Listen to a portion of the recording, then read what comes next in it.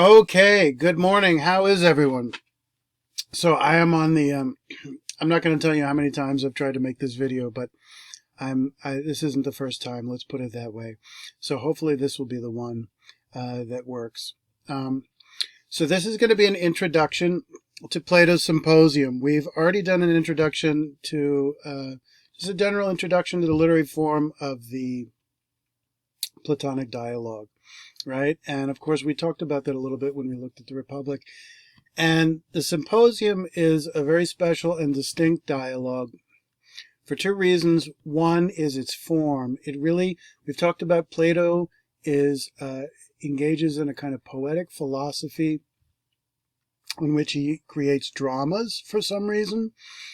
But then within the drama, he uses this thing called dialectic, this question and answer, Socratic method that moves from opinion to knowledge, and the goal is to get at the truth of things through kind of rational analysis based on evidence and rational scrutiny. And the Symposium is noticeably different in its format.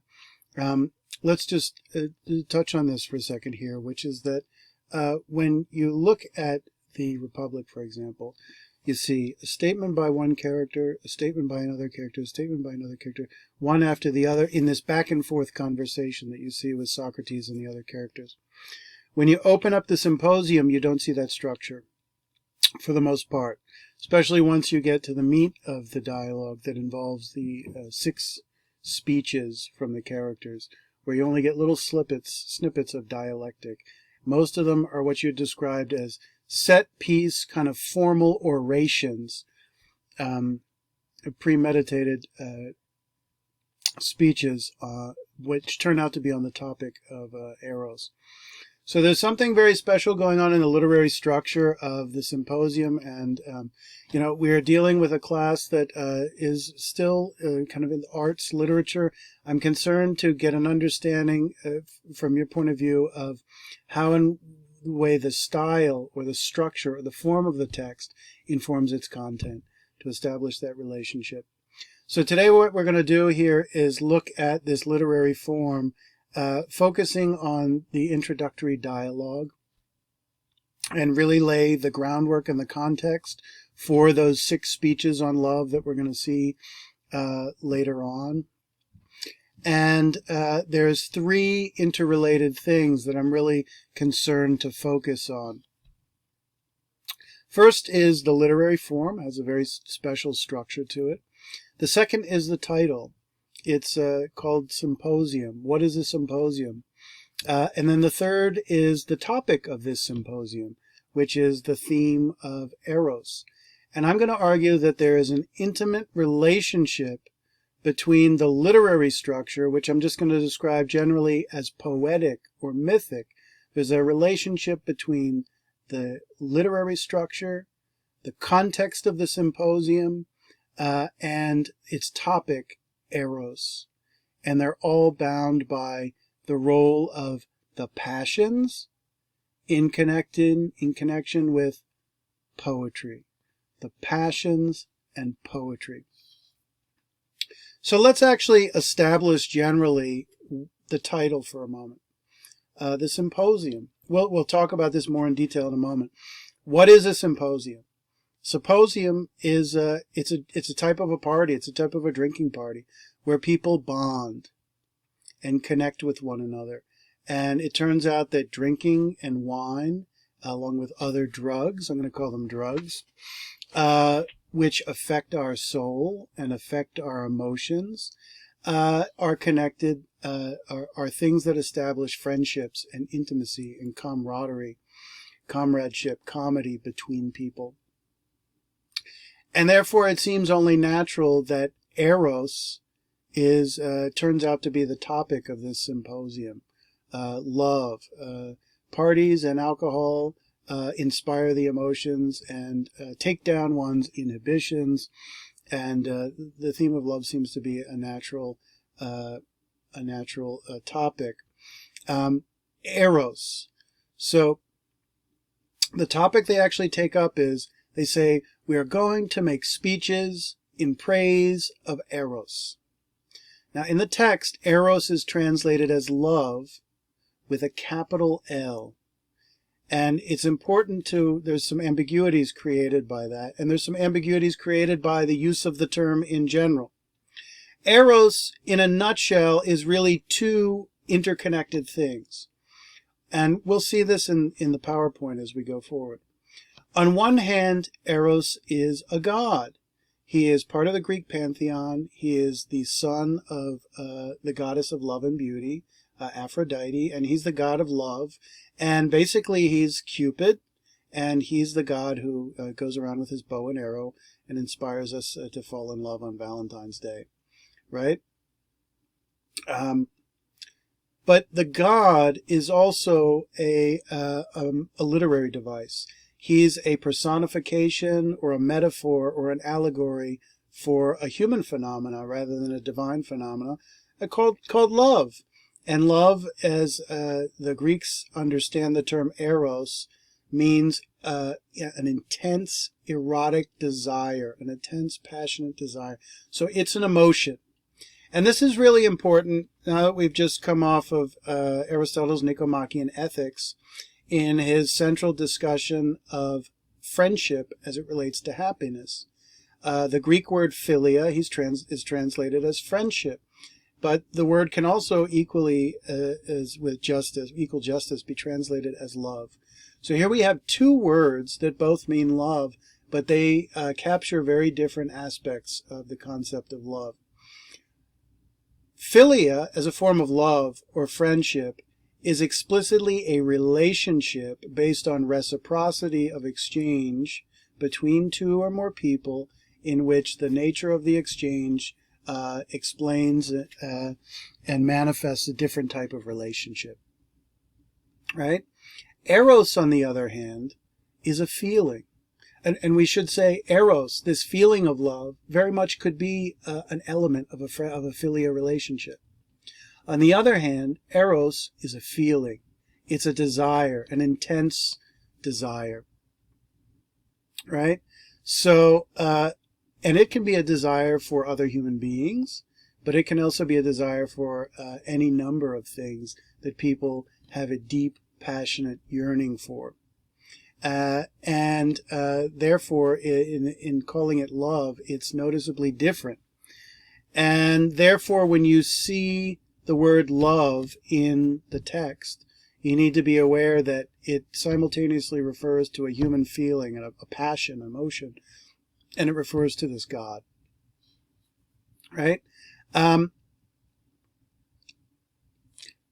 So we've established a little bit the connection here between the Symposium and Eros, and a little bit about what Eros is. How does it connect to the literary form? I'm going to make an argument that the poetic or mythic form of the Symposium is naturally consistent with its topic, Eros. Eros is a passion. It's an emotion. It's what Plato would say is a logos. Logos is reason and speech. A logos is non-rational, the lack of reason. It doesn't mean necessarily irrational. It means non-rational. The passions are non-rational, right? Interestingly, in Aristotle, we've seen the supremacy of reason. Reason must rule in the soul. Reason creates harmony in the soul, and so on and so forth. He does not speak entirely negatively of the passions, but he certainly doesn't celebrate them. The Symposium is clearly a celebration of passions, of the passions. It seems then poetry is the appropriate literary form to talk about and to explain passion. Philosophy, right? We know that the Platonic dialogues in their structure use dialectic, right? And that is when one is seeking to understand the truth, and truth is gleaned by reason. But it would seem then to understand the truth of Eros is to be forced to dive into the experience of the passions themselves, and that maybe rational understanding isn't totally sufficient for a full grasp of what Eros really is. Furthermore, given that the passions are non-rational or irrational or alogos, there's something fundamentally mysterious about them.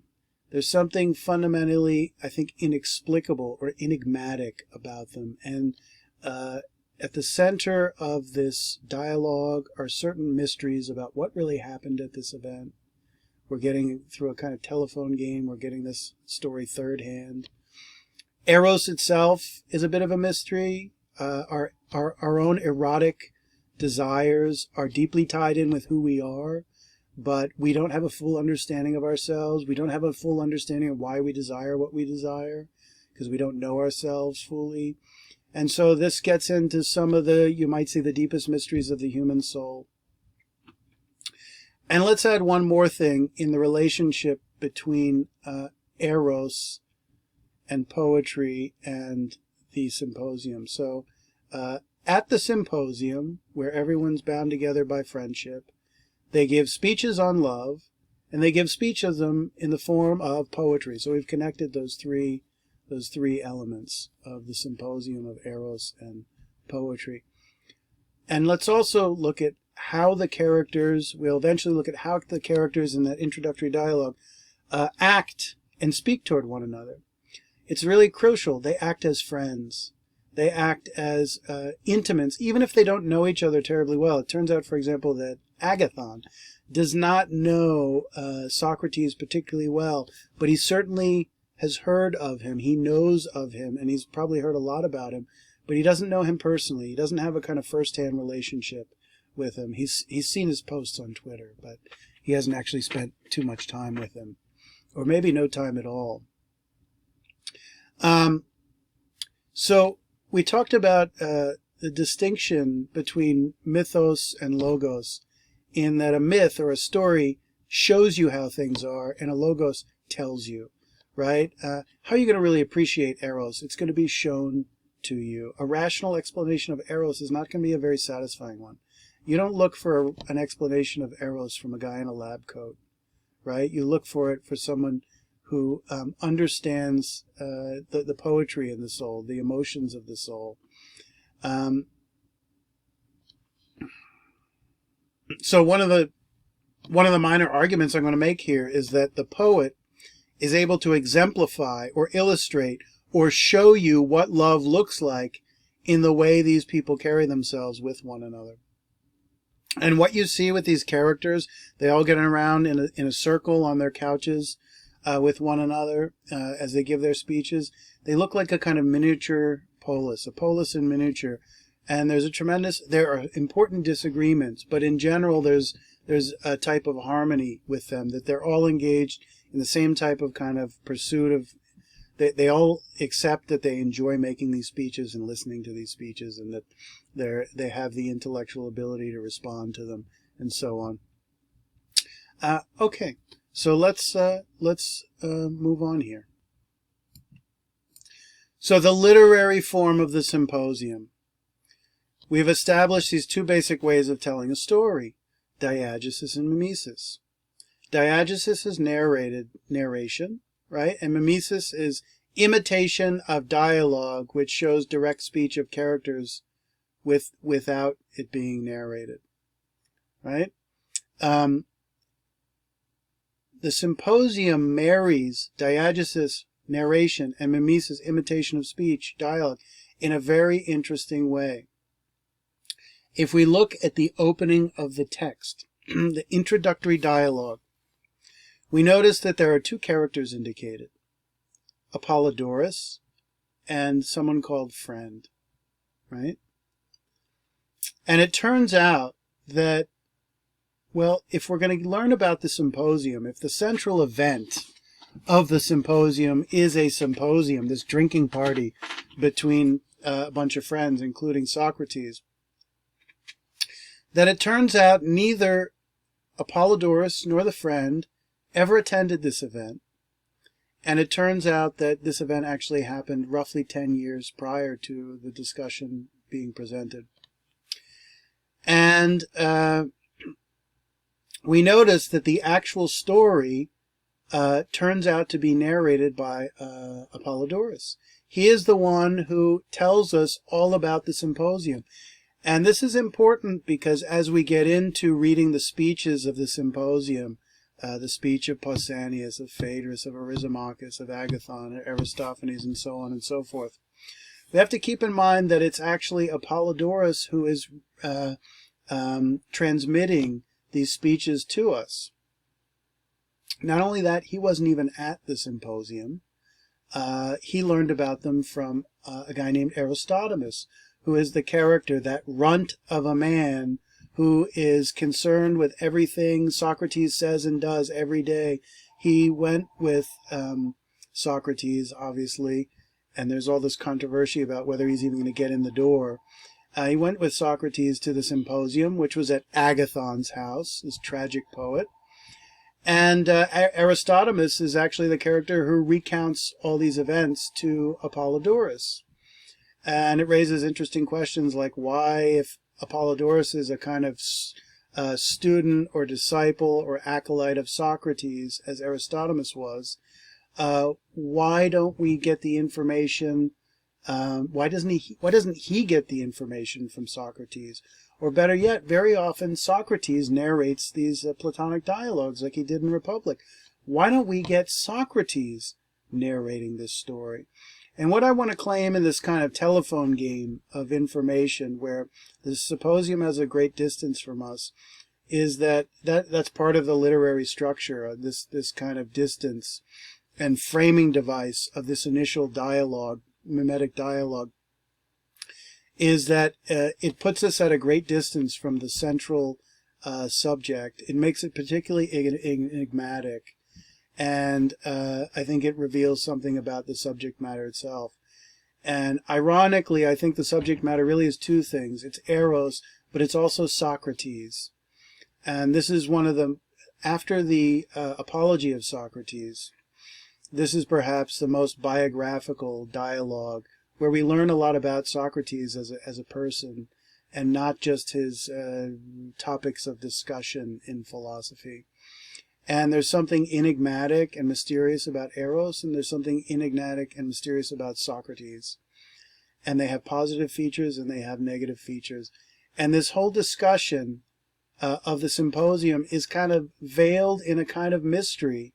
And it's at a remove from the reader because we don't get it firsthand. We get it mediated through the narration of Apollodorus. Now let's clarify again. The introductory dialogue consists of Apollodorus, a current kind of disciple of Socrates, who is obsessed with Socrates, and he says so himself, right?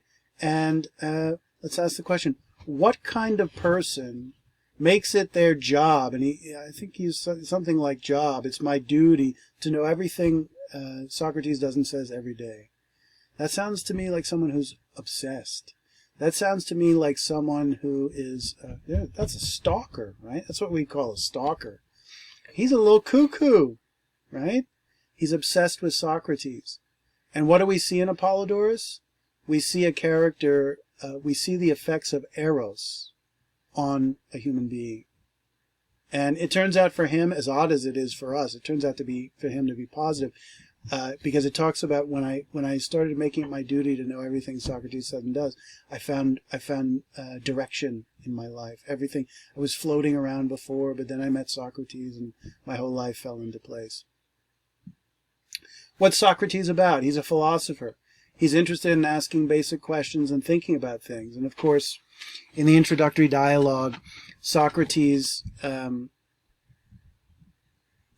he pauses on the street in the middle of going on his way with Aristodemus to the party.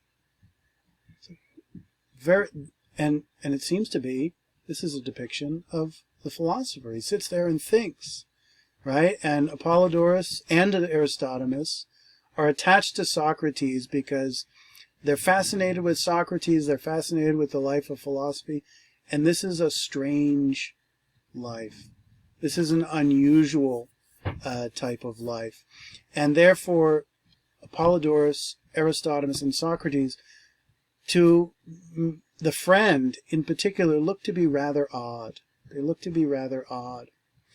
They don't care about the things that normal people care about. For example, Socrates is described as putting on new sandals and having bathed. And it says both very unusual events. Is taking a bath and putting on your shoes unusual for you? Well, it is for Socrates. And it has to do with what he cares about because he's a philosopher. They don't care about the same things, right? Their erotic desires are different from, say, you and I, potentially. And how you understand these characters has a lot to do with your own point of view on these things, right? We would say it's subjective. It depends on your own character. So Apollodorus, who learned about the Symposium from this character Aristodemus, and those two characters are, Aristodemus and Apollodorus are kind of doublets. They are stereotypes that are virtually the same type of character. They're both obsessed with Socrates.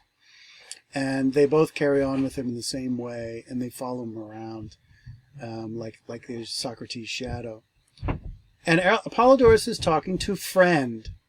Now, what's interesting about the Friend is that he's described as a friend. He's not described in his name. He's not called citizen. He's not called businessman. He's not called neighbor, but he's called friend. I think this word is very important because in the context of the Symposium, which is to say the title of the dialogue, the focus is clearly on love and friendship. What we see depicted is images of friendship. And this is really interesting because Apollodorus and Friend are very different. It turns out the Friend is interested in money. He makes money. And, I ask you, who could possibly be interested in making money, right? And the answer is most everybody. Right? The Friend makes money. Why? Because he needs it. Because that's life. Because he attends to his practical needs, and he's a very practical man. Right? Whereas Apollodorus is interested not so much in practical things, and likewise with Socrates, but in intellectual things. Right? So they don't take care of showering and shoes. That's practical. Money. That's practical. Speeches, philosophic speeches on love. Well, I ask you, is that practical? If we're going to be happy, we have to have the things we need. What is most important? What's more important, money or love? Right? And you can see they're competing. But it turns out in Plato's moral philosophy that he's always raising questions that are actually eminently practical, despite how alien they may look at first. Right? Why is he called Friend? Why is he anonymous? We never learn who this character is. And we even notice that Apollodorus and Friend are not the best of friends. They actually have a big dispute, but you might even say that they're friends enough to even have this dispute and carry on in each other's company. I think the Friend is anonymous because they really become a frame on the whole drama. That they are in the position of the reader, or if it was a painting, the viewer, in looking on at the events of the Symposium in terms of what was discussed. Right? And I think the Friend's suspicion about philosophy is, and its strange ways, and the strange people who practice it, is synonymous with our own suspicions about people who have erotic desires connected with things like philosophy. Right? doesn't compute. You can understand why people want money. You can understand why people want sex. You can understand why people want power. But when you say you want knowledge and wisdom, now remember what Aristotle said, the first sentence of the Metaphysics. Every human being, because they have the capacity to know, also has the desire and curiosity to know in and of itself, not in the way it might benefit for something else, but knowledge for its own sake has its own beauty. Right? Okay, so we start out with this discussion, this imitated dialogue of Apollodorus and the Friend, and then Apollodorus is going to become the narrator of the Symposium. So you see how Diegesis and Mimesis are married together here. We start this whole discussion en media res, in the middle of things. And this is a very common technique, particularly of drama, which is to say plays. It's used in novels as well, but I think plays, very often, they throw you into the middle of things, Remember what narrative time can do. We get thrown in the middle of the conversation between Apollodorus and the friend. What can narrative time do? Narrative can start at a time that is not actually the beginning. We don't necessarily begin at the beginning because of narrative. We can start wherever we want. In a narrative, we can start at the end. Right? En media res, we get thrown in the middle of things. Why is this technique used? I think there's two reasons. One, in a general sense, this technique has the function of engaging us. It forces us to be active as a viewer or reader. It forces us to make inferences based on what's going on because it's not clear, although it can be discerned very clearly what is going on. But we have to figure that out for ourselves. So it's a technique of engaging the reader or the viewer of a play. But I think there's another reason. It creates a little bit mystery because it turns out that a question is asked and we don't know what it is. And it seems to reiterate something generally mysterious about the dialogue to begin with. So Apollodorus starts out, his first sentence of the whole drama, he says, "In fact, your question does not find me unprepared." Now at this time, when we first read this first sentence cold, for the first time you read this text, you don't know who the you is in the second person pronoun, possessive pronoun your. Don't know who that is, and you don't know what the question is. And this should remind us of the first sentence of Mending Wall. Something there is that does not love a wall. He hasn't given us, Robert Frost has not given us the setting. We don't know where the wall is. We don't know why the wall. We don't know what kind of wall. And then we don't know what this something is because it's a pronoun that we have not been given the antecedent. And in fact, we never explicitly get the antecedent. We have to infer it from what's said. Right? The your in the question, your question, the you turns out to be the friend. Right? But notice the way the your almost, it's like they're speaking directly to us. Like we are asking a question of the text. And that's one of the reasons why I think the friend really occupies the position of the reader. Because he is querying Apollodorus, asking him the kind of thing that we would like to know. We want to know about Eros, we want to know about Socrates, because they're the two most damn intriguing things, right? I'll say more on that in a second. But what is the question? What is the question? We don't know. Now it gets even stranger. In answering the question, look at how Apollodorus continues. Just the other day, as it happens, I was walking to the city from my home in Phaleron when a man I know, who was making his way behind me, saw me and called from a distance. "The gentleman from Phaleron," he yelled, trying to be funny. "Hey, Apollodorus, wait!" So I stopped and waited. Now, there's some really interesting connections, actually, to the beginning of the Republic, in which there's a confrontation and a demand made of someone. And actually, the man from Phaleron, Socrates was down at the Piraeus. The opening line of the Republic is, I went down to the Piraeus. And this location is outside of downtown Athens, near their big harbor. And it's connected with their commercial trade and also their naval might, which was instrumental in kind of both their history and their identity as a political community. But in answering the question, which he hasn't answered yet, he actually invokes something that happened the day before. And then he has to do what? He has to imitate the conversation from the day before.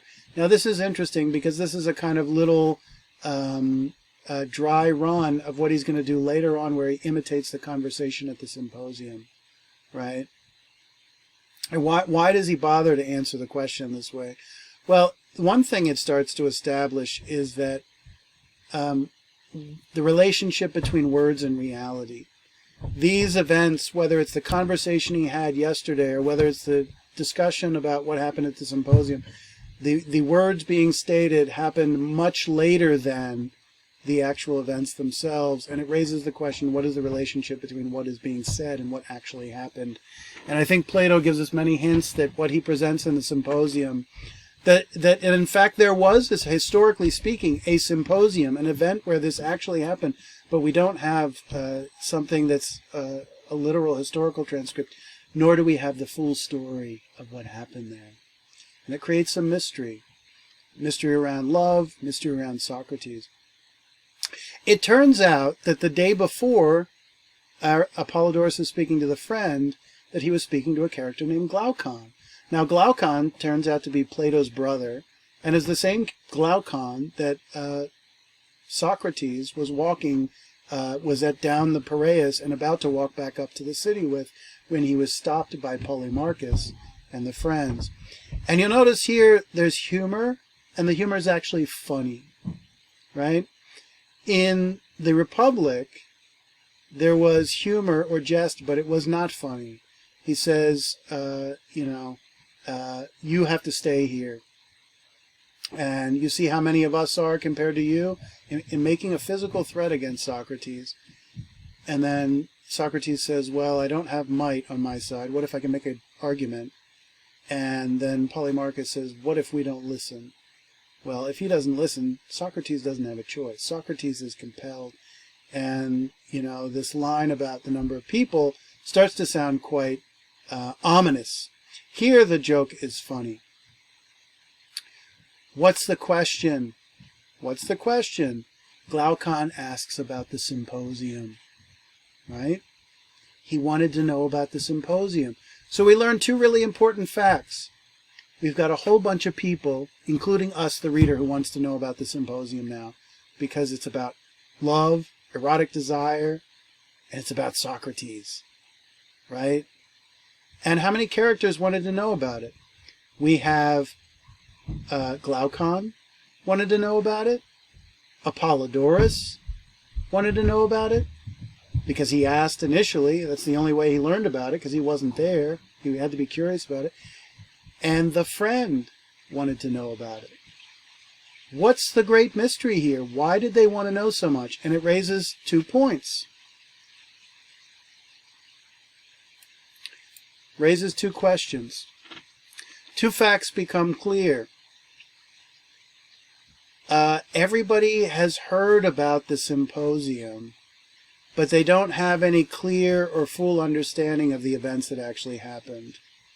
And second, that they're very curious. And you notice these points are actually somewhat in conflict.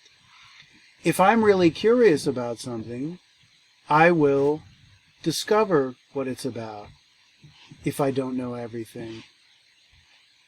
If they were so curious, why didn't they already know the details? Why didn't they find these things out from the people who were there themselves? Right? So I think the answer to both these questions is Eros. Why were they curious? Because it's about love. Because it's about the thing most vital to our own happiness, most mysterious, most provocative. But then why did they not know about it? Because the topic of love is not a public topic. It's a topic for private discussion. Why? Because it deals with the most provocative topics that we could come up with. The ones that touch on our feelings of shame and discomfort and the most intimate tastes in our lives. What is normal conduct intimately for one person is for another person it brings shame on them, right? Because of course love is bound up with all kinds of conceptions of right and wrong, and that's one thing that makes it very powerful. It's all kinds of prohibitions and taboos surrounding love that make it a difficult topic to talk about. And there's other like envy and jealousy and things like that. So if we think back to some Sapiens, we talked about the 2 descriptive and creative modes of speech, or functions of speech. We saw that one of the elements of descriptive speech was gossip. And gossip is all about talking about sensitive topics about people who are not present, third parties who are not present, precisely because you can't get the intelligence, the information you need from them directly, because they're not going to tell you. And of course, sex, love, intimate desire is so personal and so sensitive that it is simply not a topic that is easily divulged. This raises another point. The characters have a competition about who has the best speech. And why does that matter? Well, it turns out, where are we going to learn about love in our society? Where are we going to learn about it?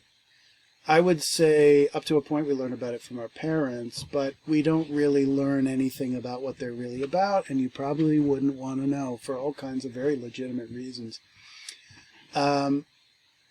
Even our friends are unwilling to talk about the details, the down low. Why? Because it's so sensitive. And what if we discover that we're really at odds in our own understanding and our own sensibilities and taste? Therefore, since we can't get it through the real world, we have to get it through poetic depictions. Where do we learn about love? We learn about love from film. We learn about it from music. We learn about it from novels, from books of various kinds. We don't get it from a guy in a white lab coat. We don't get it from Dr. Fauci or the Scarf Queen, Dr. Birx, at the NIH and the CDC and so on.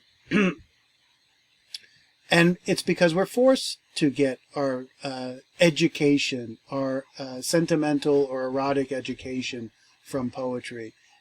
We're forced to, that we have to seek it out in poetry. And then the question becomes, where do we find the best information on poetry? And this competition they have over speeches has to do with what domain of knowledge in society, what discipline of understanding has the best understanding of love. And this starts to come again back to the form. Plato is a philosopher. His goal is to use reason to understand the world, right? But if he's going to understand love, it seems like then only a poetic explanation. Poetry speaks to our feelings. Only a poetic explanation is really going to be satisfactory, because maybe it's something that doesn't have a simple rational understanding. Love is a rational or a logos. It requires a respect for that aspect. And if you just look at philosophy from kind of a mathematical, or you look at love from a mathematical perspective or a scientific perspective, you're never going to fully understand it. One last question is why these people just haven't gone to Socrates to learn about what happened that night. And it turns out that he explicitly refuses to talk about what happened, either out of a sense of decorum or out of the sense that there was something fundamentally, perhaps even inappropriate, to be divulged, right? Think about what Eros is. Love knows no bounds. Love knows no rules. The most extreme forms of human passion really swell over and beyond our moral codes. And in the privacy of our own world, in our bedroom, we want what we want, right? And Eros is that thing that can really inspire us to violate the norms of our society, which is one reason why there are so many powerful taboos that bring shame and other consequences on people when they violate those taboos. So literary form is a telephone game. It's highly mediated. We get the story kind of third hand. The reader overhears a story in a conversation between Apollodorus and his friend who's a businessman. Apollodorus turns out not to have even been at the symposium. He admits he did not hear from the story from Socrates himself, and intimates that Socrates would never divulge this information. He learns the story from Aristodemus, who is a character who is a kind of duplicate of himself, a kind of stereotype. And then the reader is in the same position, all these other characters asking this question about what happened, and our interest is piqued. And all these characters with this interest, it really reminds me of Homer's Odyssey, where Odysseus is the central star, the hero, the protagonist, and he's cool, he's interesting, he's fascinating, and we want to see him on stage. And for the first 4 books of the Odyssey, we see no Odysseus at all, and all we hear is hearsay about him. He's so well known, he's so renowned, that we get we get Twitter remarks about him, we get little snapshots, but we don't see him himself. And it's a technique that piques our own interest. And the more we see other people, it's almost like a testimonial, and we incline to be equally as curious about what happened. So a little historical context. We've said that all the Platonic dialogues are really rooted in this general historical facts. The historical context is faithful to the history of Athens. The characters are actual historical people discussed in other historical sources by historians and other philosophers and the like. Socrates' life is set in the high classical period of 5th century BC. This period of great achievement on one hand, but also great decline. It was a tumultuous period, and one of the classic arguments is that all this questioning of society was actually made possible because the society was actually losing faith in its core principles. One could look at the last century and a half in Europe and America, particularly in America in the last 70 years. In one sense, there's this great philosophical questioning of the principles of America. On the other hand, the acknowledgement of that questioning the ability to question seems to be an acknowledgement that we no longer believe in our core principles, which is a problem. So what we have here is a view of Athens, the Acropolis, which is known as the High City, and the central image you see here on the upper right is the Parthenon, dedicated to Athena Parthenos, I think Athena the Virgin. She's this kind of warrior princess who is the civic deity of Athens. And it's a very ancient religious site. So the Acropolis, the High City, was not like an everyday place for people to be. It had held the sacred sites of the city. It was the religious sites. And not far from it was, on the side of this hill, you don't see it in this picture here, is the Theater of Dionysus. The Theater of Dionysus. So we know when this dialogue took place historically, because this is a kind of historical drama set around 416, 415 BC. And how do we know that? Because that was the year that the historical figure Agathon actually won the contest of tragic poets in the city theatrical festival called the Linnaean Festival, which was a religious festival whose centerpiece was the presentation of dramas in which a city magistrate, a political figure, actually judged them and rewarded the poets. And effectively, this is like getting an Oscar, tremendous renown. This is like your career is skyrocketing and you've made it big. That's kind of the equivalent. And of course, the symposium, the actual conversation, is set on the day after Agathon has been celebrated and feted for this great victory. And of course, the night before, they all got very drunk. And tonight they're saying, whoa, we've drunk a lot. I'm not interested in drinking so much. So we're going to take it easy. And that ends up being significant. Who has the best speech on Eros? Well, wouldn't it be Agathon? He just won the Pulitzer Prize for playwriting. Interestingly, the story is actually told by Apollodorus around 406 to 400. And that date is arrived at because he says, did you just hear this? He said, the friend asks, did you go to Agathon's yourself? And he said, me? No, this happened so long ago. I was too young. I never would have gone there. So, and he mentions an Agathon doesn't live in Athens anymore. He's been gone for a while. And this was when he lived in Athens. So they're able to establish a date based on the history. So let's just highlight here that there are only two actual characters, Apollodorus and a friend. And then all the other characters are characters spoken of. Aristodemus, Glaucon, Socrates, Agathon, Eryximachus, Phaedrus, Pausanias, Aristophanes, and, in case the names aren't hard enough, Alcibiades. Right? So, one important thing to keep in mind here is we have ostensibly 6 speeches, and 6 characters are there to give the speeches. when Apollodorus says, I'm going to recall everything I can remember, and he acknowledges that, he says the speeches were something like this. As an acknowledgement, there were actually more speeches, number one, than what he actually records. And number two, there's no guarantee these speeches were the way he actually presents them. And then it even gets more interesting that Aristodemus is the one where he gets his intelligence from. But Aristodemus, toward the very end of the evening, was not present for all. He talks about falling asleep. And therefore, Aristodemus misses perhaps the most vital part of all the conversation. It becomes a big mystery. What was it?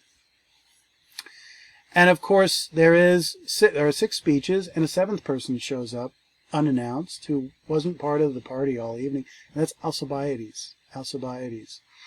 And Alcibiades was, he was something like the John F. Kennedy or the John F. Kennedy Jr. of his society, of high birth, handsome, debonair, brilliant, kind of swashbuckling, and he's a major historical figure in Athens as it pertains particularly to the Peloponnesian War, and he was a quasi-student of Socrates.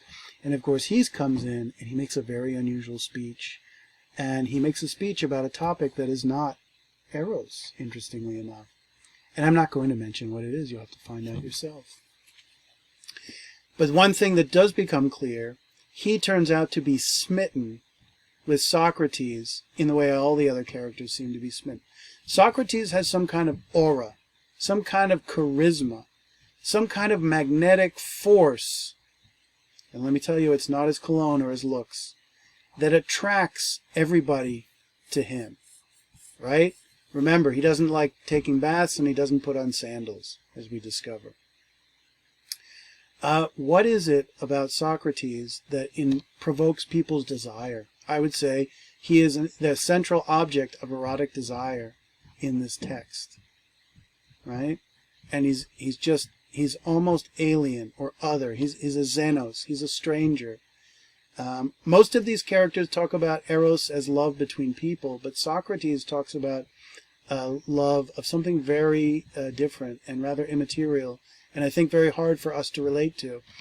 If what we love and how we love is so indicative of our own being, our own personality, our own soul, it's hard to relate to Socrates, whose loves are so fundamentally odd and different. Okay. What's a symposium? It's a drinking party. It's often translated as banquet, but that's really misleading because it's not primarily about food. It's about drinking. The symposium comes from a root word that is a Greek verb meaning to drink. Symposium literally means the thing that you drink together at, drinking together, right? It's a drinking party. Not that anybody's familiar with having drinking parties. We said we would establish the connection between a symposium and Eros. Well, or symposium and friendship, right? A form of love. Well, drinking facilitates friendship. Drinking is a social lubricant. It disarms the reason. Reason is, think about moderation. Moderation is rational control of passions, to curb desires, to keep them in order. And when you drink, the policeman of reason is put to sleep, and the passions are let out of their cage, and they're amplified, and things come out when you drink that wouldn't otherwise come out when you don't. Drink is a liquid courage. It allows you to be honest. It allows you to get to really know someone. And your social defense mechanisms are down. And part of your true self, you could say, comes out. Right? Therefore, friendship or love and drink obviously have a very powerful connection in facilitating the provocation of our desires, of our passions, and and also facilitating connections with other people. Also, Eros is going to turn out to be a kind of a drug, and wine is obviously a drug that influences our passions. It unleashes our emotions, and Eros is a kind of drug that affects us in potentially good ways and bad ways. I want to make an important distinction here, just to clarify, between the Republic and the Symposium. One deals with public matters, and the other deals with private. The public matter of the Republic is justice. The private matter of the Symposium is love, and it seems that's naturally obvious. And the way people interact and the conditions under which they interact are different. Just like we saw the difference between that initial encounter between the characters outside of Athens. In the Republic, it's compulsion and a threat is used, and in the other, humor and warmth are used. The Republic means regime or form of government, and a kind of constitution, right? And it deals with politics. It deals with our happiness and concerns of human nature and human being on the collective level, and the issues on the collective level are therefore on a public level. And its central concern is justice. What is justice? It's the rules about right and wrong that are imposed on the city for the city's rather than the individual's well-being. Justice maintains, you could say, law and order. Why do you need law and order? Because one of the primary things government needs to do is maintain the peace. And why is that? Because their motivations and their passions that cause conflict in society. And society naturally divides up into various groups and factions that have competing interests and claims and all types of conflicts. So what does government do? It puts a lid on those and try to keep them in control. Then the question is, how does it do it? It does it through force. It does it through a policeman with handcuffs and a baton and a jail cell where they can take you if they need to. It does it through compulsion. And the threat of violence. Remember what Hobbes says. The only way people are going to conform to their contracts is if the threat of non-compliance is worse than the benefit that they might gain through it.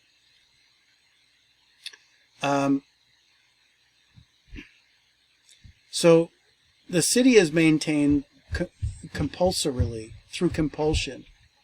And we saw Socrates is compelled to go and talk to Polemarchus. In the Symposium, it's a private drinking party among friends.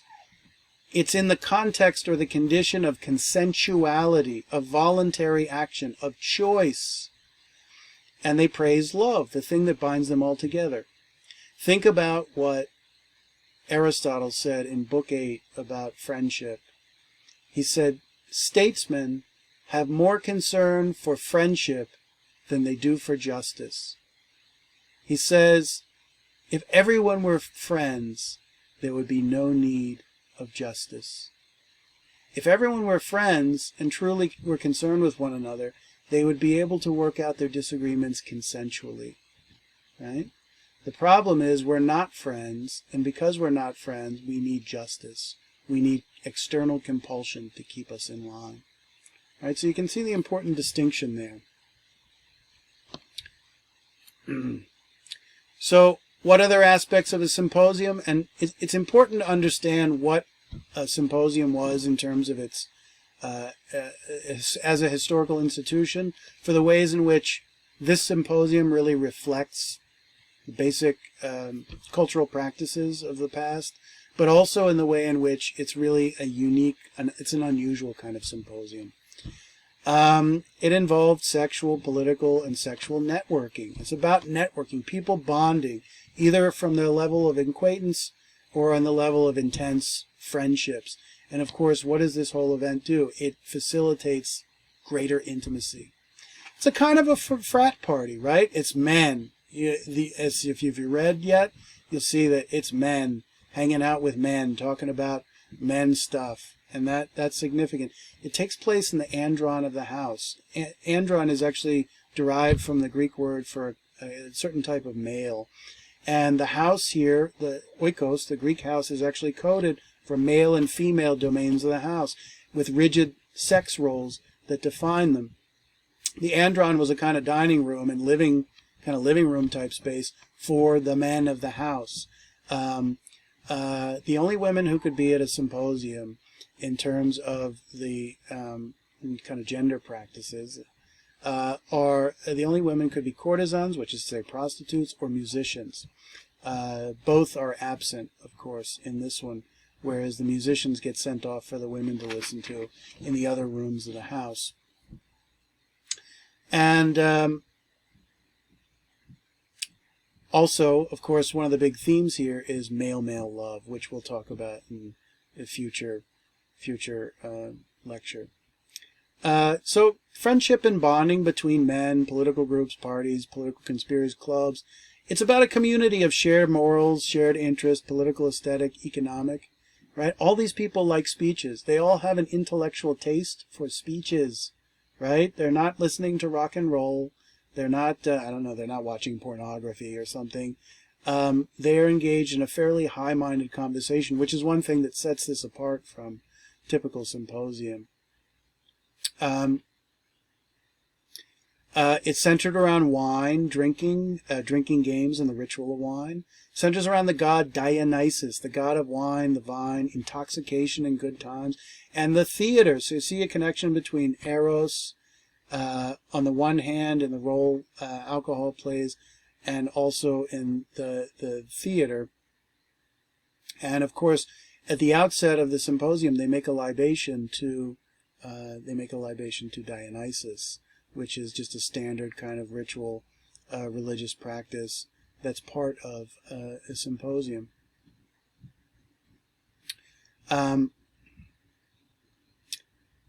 Drinking games. Essentially, in them giving these speeches, they're engaged in a drinking game and a competition, an agon, which is a kind of competition or conflict to demonstrate human excellence or virtue. The Greeks had a very simple principle.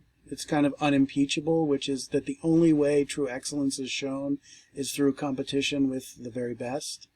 You can't just say you're good. You have to demonstrate it in fact. You have to do it against the best. So these are the best and brightest of Athenian society. They're the movers and shakers intellectually and culturally, artistically. And the question is, who of them has the best speech? Typically at a symposium, you've got wine, you've got speech, you've got sex, and you've got music. And obviously, in lieu of all those things, because they don't engage in drug, sex, and rock and roll, they engage in speeches and oration, which really sets this slightly apart. Sex, right? I mean, one of the things that happened at a symposium is people engaged in sexual acts with one another, gratify one another. You notice there's none of that here, or at least it's not depicted. We don't fully know what happened. And even when sex is mentioned in a few key passages throughout the text, it's not going to hit you over the head that that's what they're talking about, because there's a certain amount of discretion. Unlike our society, where they hit you over the head in the most pornographic and disgusting way, these people have dignity first, and they have a sense of intellect where they want to use innuendo to have you figure out what they're talking about, rather than to bash you over the head with a graphic soundbite. It reminds me a lot of Greek tragedy, in the sense that in Greek tragedy, death always happens off stage. You only see the reaction to the death. You don't see the death itself. And here, we don't see sex directly, but it's a constant force lurking there, right? So the setting of this symposium should be clear by now, but conversation that happened long ago, about 10 years ago at Agathon's house, the day after he was feted for his victory, where he wins what is essentially like an Oscar.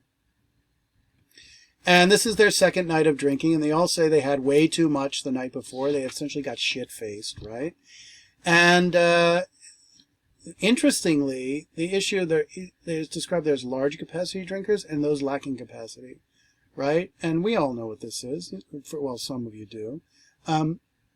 There are heavyweight drinkers and there are lightweight drinkers. and some people can only handle so much. You know, those people who get drunk just by looking at the label of the bottle. That happens to my wife. So the question is, why is this being brought up? And I think part of the point here is that wine is a drug and Eros is no less a drug, and people have different capacities and it affects them in different ways. And for them to be happy or to be at a kind of equilibrium, they need to have what's right for them, the right kind of thing. And it varies from person to person, which is exactly why, for example, you see people giving very different speeches on what they claim they think love is. All right. So instead of drinking, they make speeches. And Phaedrus, who's the Symposiarch, he's like the leader. Basically, they nominate a person kind of in charge to direct the events. It's, you know, like a host, but in fact, it's not Agathon. Phaedrus proposes they make speeches on Eros instead of drink, and well, the first thing is he says no one is going to be compelled to drink. Right? So people do drink on this night, but they don't drink as much, or they only drink as much as they want. It makes clear that the night before, in their drinking games, they were compelling each other to drink.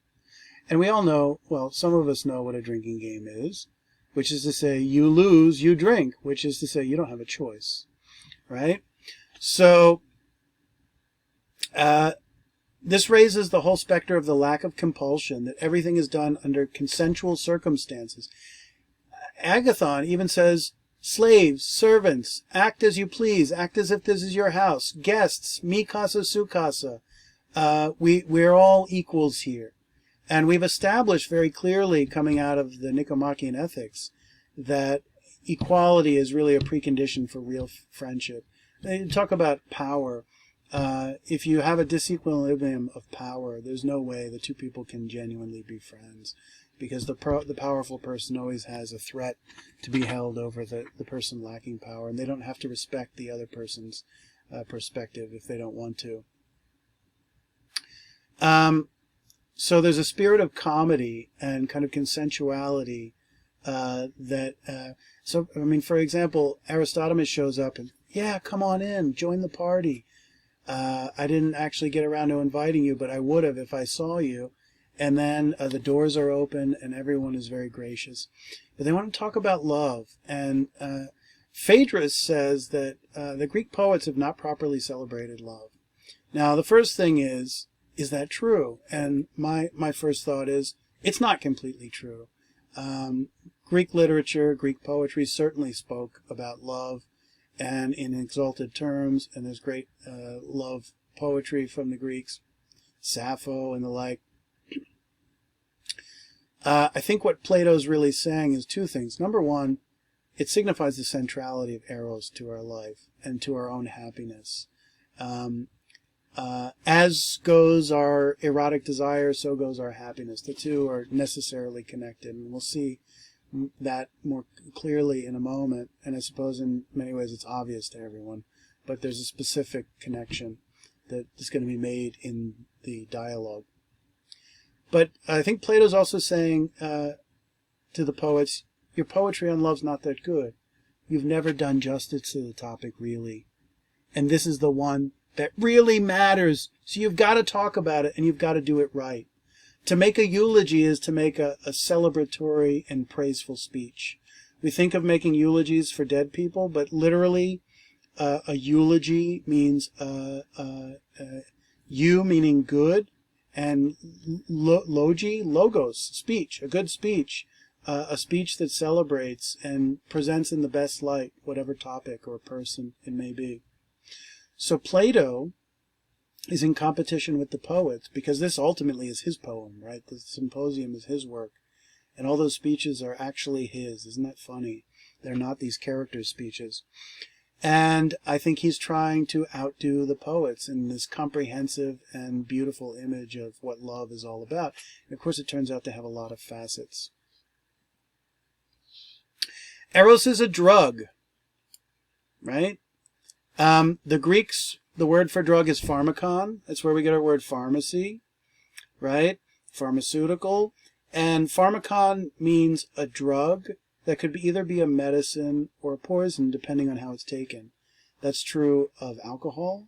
That's true of sex. That's true of food. It's probably true of music, if you had to listen to enough of it. Right? There's an optimum amount of everything that's just right. It's all how much and how it's used. So, the example, you take 1 aspirin and your headache goes away. You take 100 aspirin and you go away. Right? So, and this connects in with the theme of heavy and light drinkers, right? Because people have different tolerances.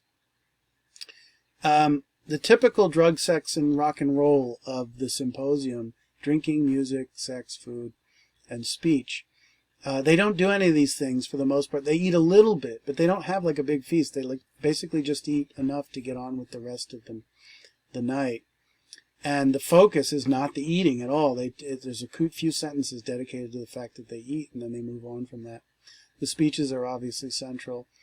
And they don't engage all in the typical sensual aspects of a symposium, right? It's lots of goods of the body, right? But they prefer goods of the soul, right? You can see Aristotle's analysis coming through here. Let's take music for a second. Music for the Greeks is a form of poetry, right? The Homeric tales were, understood as a form of music because they were written to be performed in meter. And Plato understood that music was the art form that had the most direct impact on the soul and moving the soul. We would say in manipulating our emotions or in pushing our buttons. And Plato and the Greeks had a metaphor of the soul as a lyre, which is a stringed instrument. It's like a harp. And you pluck the strings of the soul. You tighten and loosen the soul based on its education, like tighten and loosen the strings. And then it makes higher notes or lower notes. And then things like music affect the sound. They affect the emotions, right? And if you think about what music does, it's a visceral art form because it literally impacts your body. And if you go to like a dance club and dance, like the sound waves are literally coursing through your whole body and you really feel it, and it affects your emotions in a very immediate way. Whereas speech is a more rational, just in the sense that it appeals to the intellect in a different of the soul rather than to a kind of gut impulse. So Plato is really sensitive to that, the differing powers that various art forms had to affect your soul. And this is important because the focus here is going to be poetry. Poetry appeals to the passions. Eros is a passion. Therefore, poetry seems to be the appropriate form to talk about Eros and not dialectic. So there are various forms of intoxicants, and this actually seems to connect to the format because speeches are a drug. Speech is a drug. Poetry is a drug.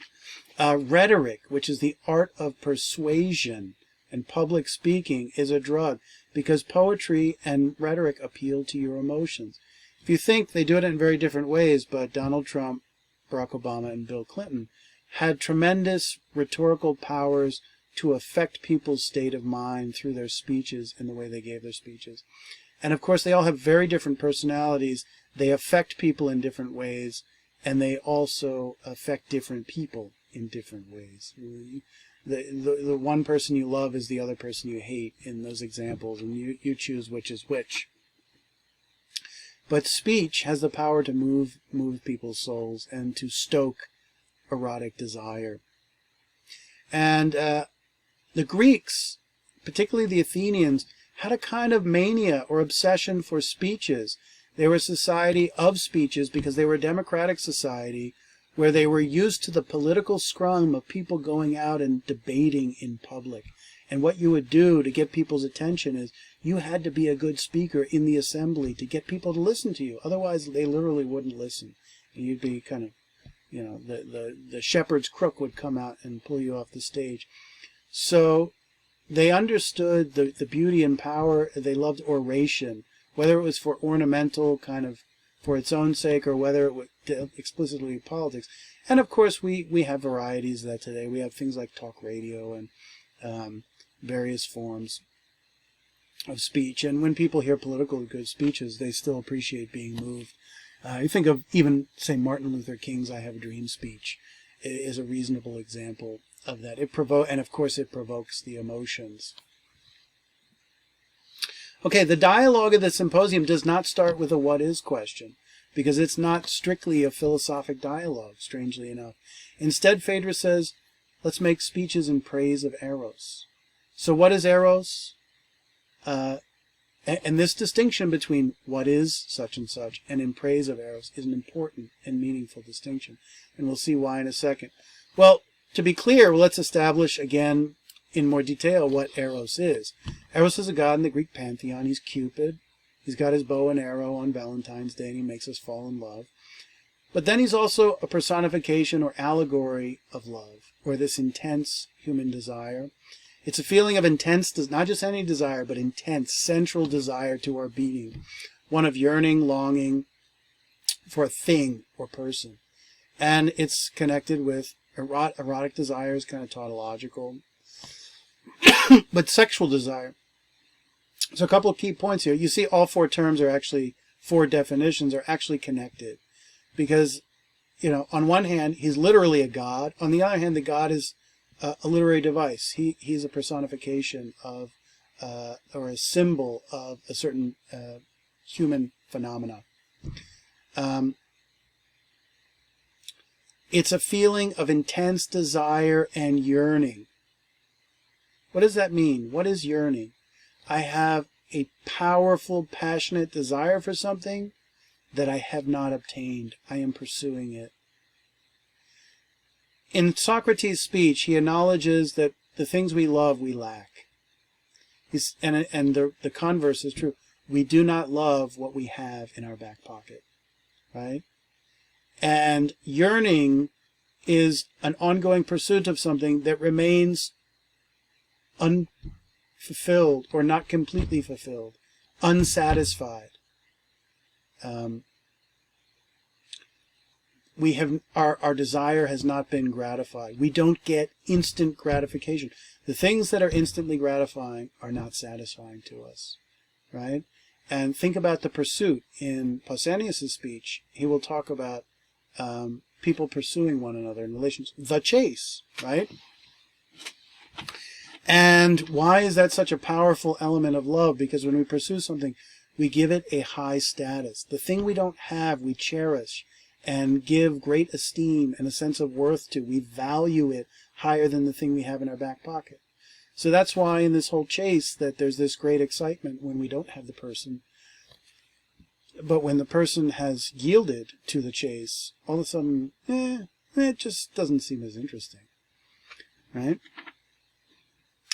Next thing is, on the most basic level, Eros is erotic desire.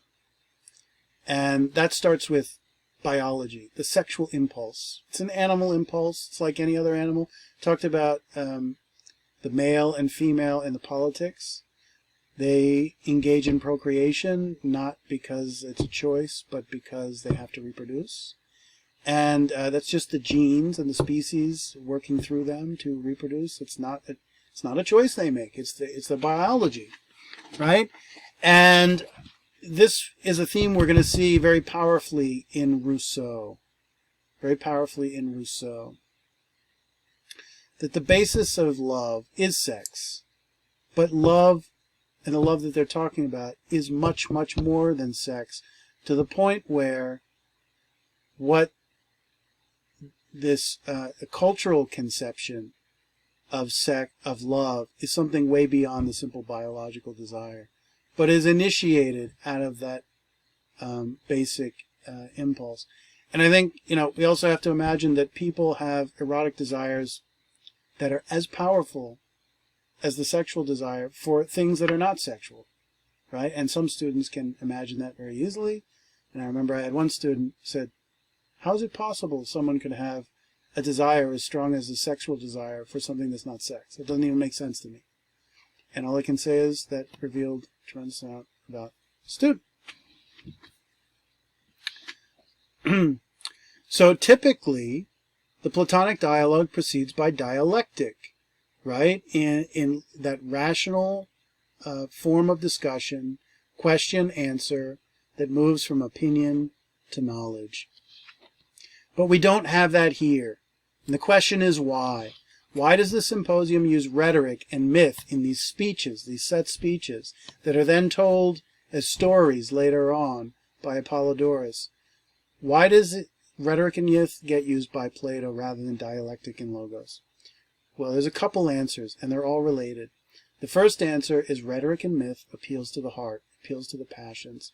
Dialectic, logos, logo is plural, it appeals to the head, right? And the point is, we're talking about Eros. We're talking about the passions here, right? You have to then reflect a form that's appropriate for discussing the passions.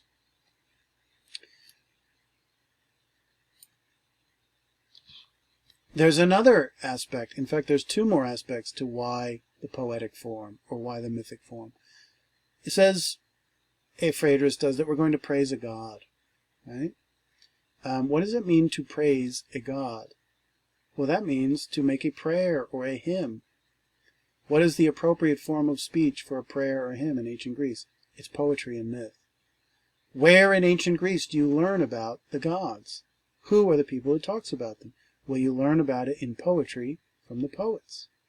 All the religious beliefs, such as they are in ancient Greece, all the stories about the gods that inform you about what it means to have Greek religion, come from the poets.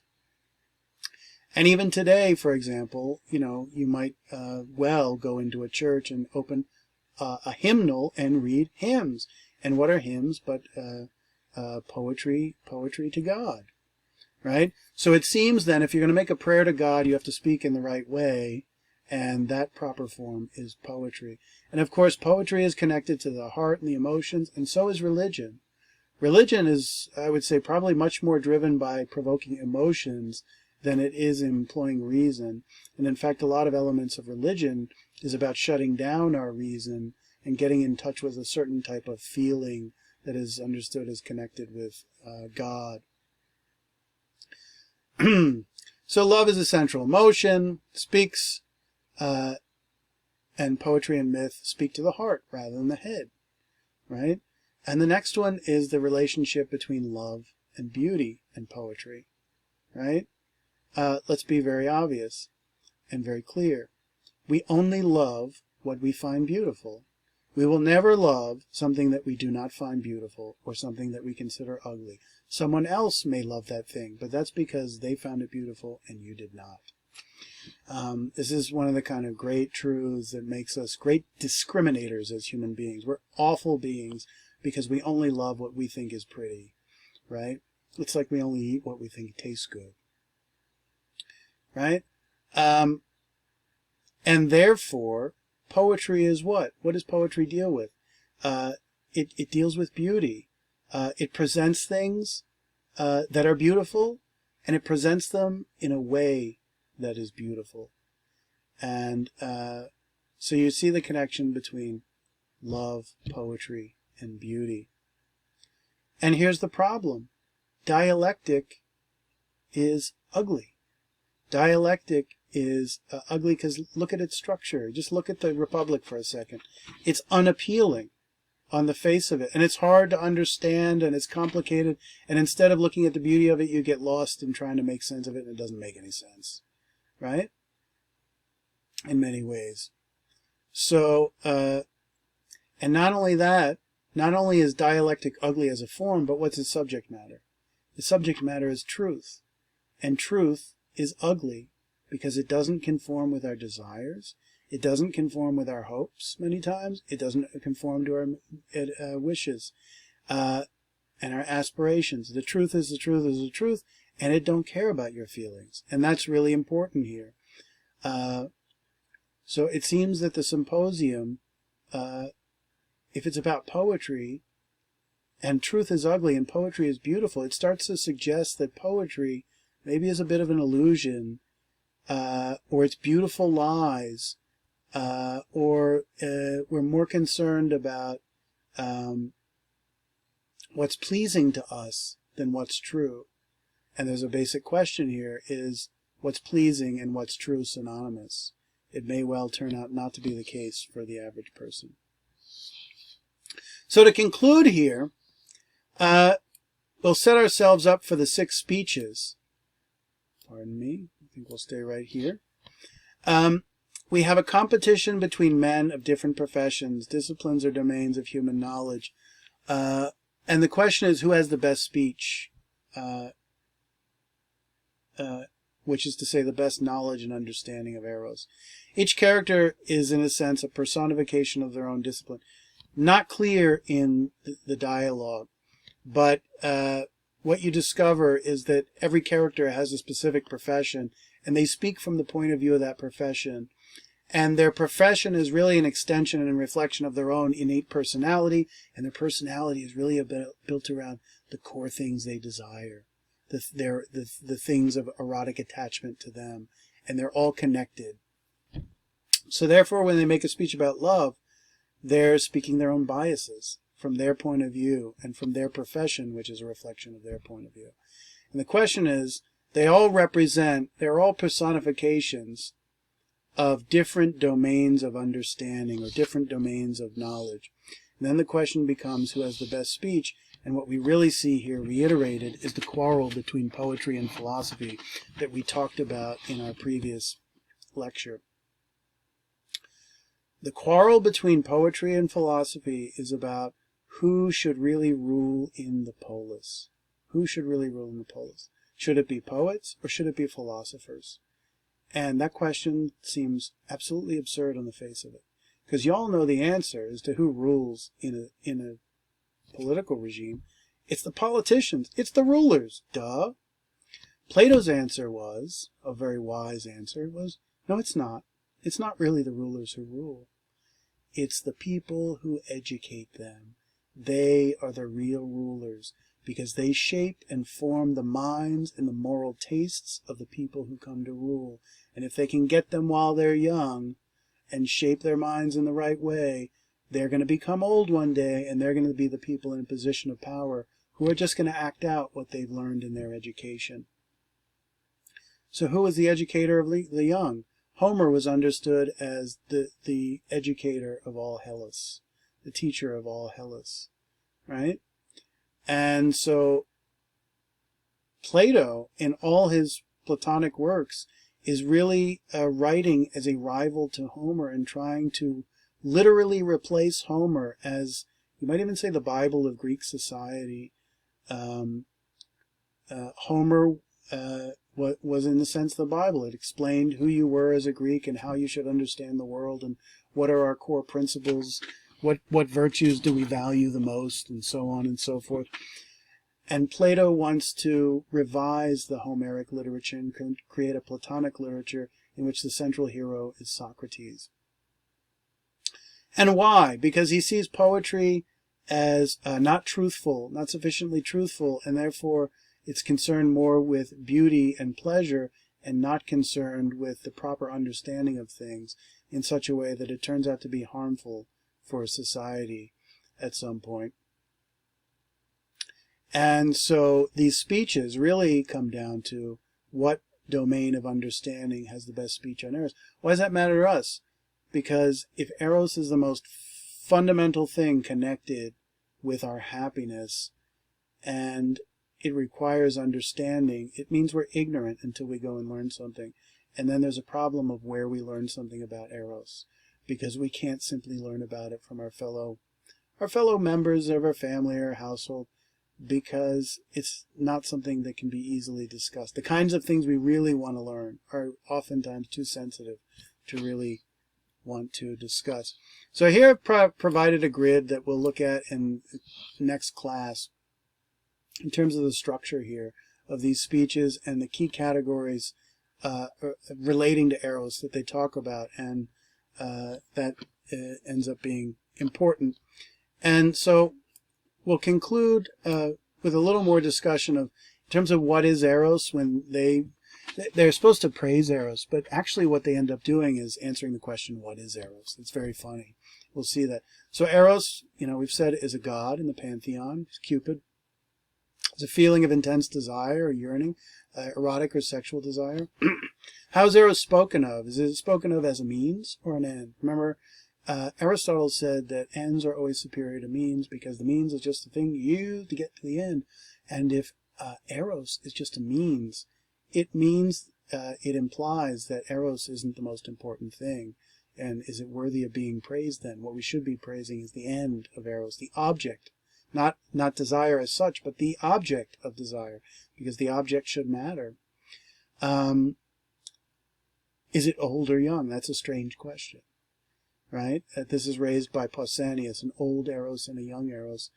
And I would argue that the old Eros is sexual desire. That's the original biological impulse.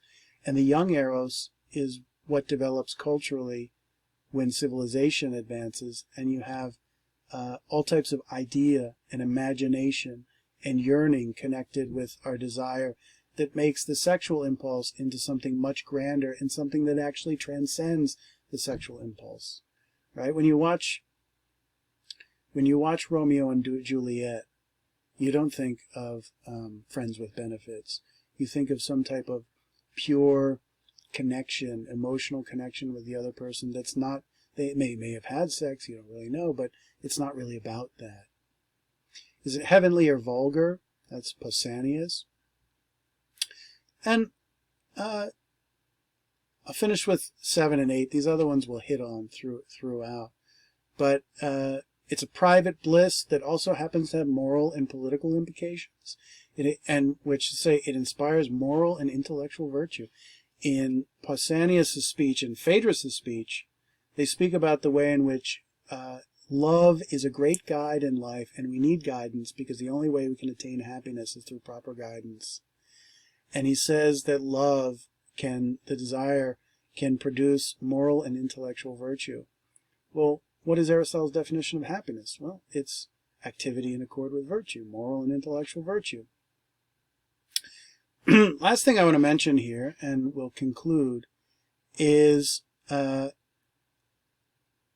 we think of Eros as being entirely private. It's a private matter behind closed doors.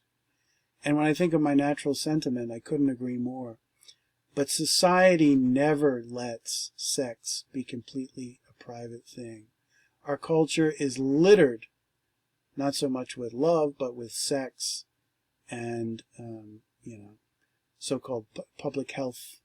I have a 5-year-old daughter being taught about gender identity and sexual orientation, which is an entirely relevant topic, but not appropriate for a 5-year-old. There are serious moral and political implications for love. One argument that becomes clear in Pausanias' speech is that what makes sex into love are rules and boundaries and taboos that restrict us from satisfying our desires, and because they restrict us from satisfying certain desires, create a powerful sense of longing, a longing for things. And that what makes sex sexy is the rules and the mystery that is placed around it. And then the other thing is, in Pausanias, he speaks about political regimes and their relationship with promoting or not promoting love between their citizens or subjects. And he talks about Persia, which is a tyranny, right? An unfree regime where there's a kind of dictator, a tyrant who rules over everybody. And what he does is, to control society, he has to divide and conquer it. This is a political point about political history, but one of the basic ways you control people is through dividing them and conquering, because as they come together and unite, they become more powerful. When you divide them, they become weak, and you can conquer them. And he says, in the Persian Empire, love is not permitted between citizens. And not only that, all types of activities that would facilitate intimacy are not permitted. Now, it's hard to imagine that any regime would stick its finger in your business of establishing intimacy, or they'd ever be involved. But I would say absolutely that there are laws passed every day that directly and also indirectly, there's interesting indirect ways, affect our relations with one another in profound ways that you probably haven't even thought about. But this relationship between regime and the way it controls and allows people to express or not express their feelings and form solidarity with others is absolutely central. In 1984, which we'll read to conclude the course, we have a depiction of a totalitarian society in which everyone is encouraged to hate one another through a strategy of divide and conquer, of everyone setting everyone against each other in certain strategic ways in order to control them. Does that sound familiar? That doesn't happen in our society at all. But this portrait of this totalitarian society is done on the level of it being seen through the eyes of two characters who are in a love relationship.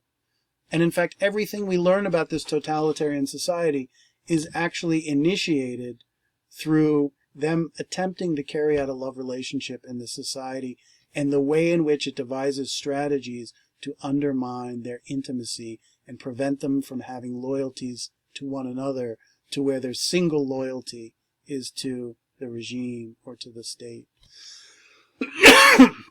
It's a very scary prospect, but I think whenever you hear about a politician who has no respect for the family, or who thinks that we should love every citizen as a collective organism and have an equal love for them as much as our children, you're getting actually into a society that is trying to undermine the basic fabric that holds us together and that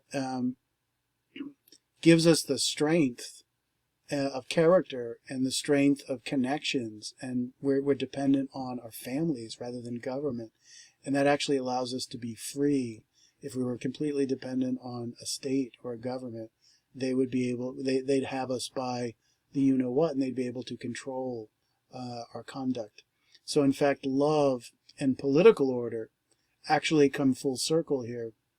Remember, the republic is politeia, it's the political order, it's the regime. Turns out love and politics are intimately connected. Okay, so in the next video, we'll look at a little bit of the introductory dialogue and get into the first few speeches. Thank you.